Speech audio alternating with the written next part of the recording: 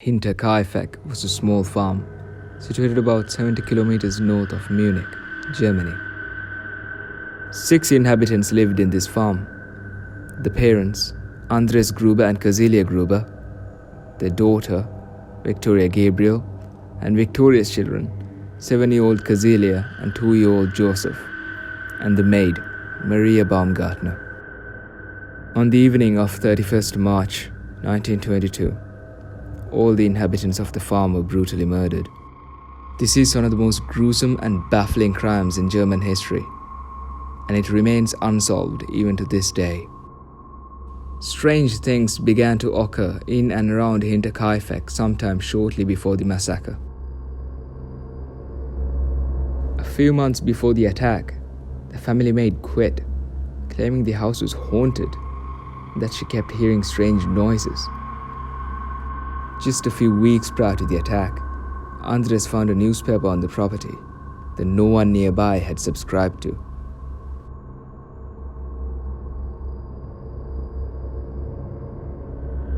Days before the murders, Andres told his neighbors that he discovered fresh tracks on the snow that led from the forest to the farm's machine room.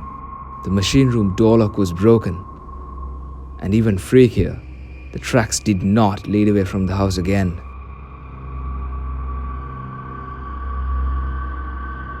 Strangely, when Andres looked all over the farm, he found nothing and no one. Later that night, they heard footsteps in the attic. Andres searched the farm again to no avail. Although Andres told several people about these observations, he refused any kind of help, and the details went unreported to the police. This ultimately proved to be a fatal mistake. On the afternoon of March 31st, 1922, the new maid, Maria Baumgartner, arrived at the farm along with her sister. Her sister left the farm after a short stay, and she was likely the last person to see the inhabitants alive. That evening, Victoria Gabriel, her daughter, and her parents Andres and Cecilia were lured to the family barn, where they were murdered one by one.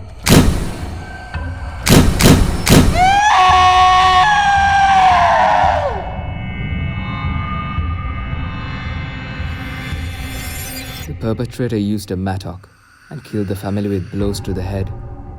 He then moved into the living quarters, where he murdered the sleeping maid and young Joseph, Victoria's 2-year-old son.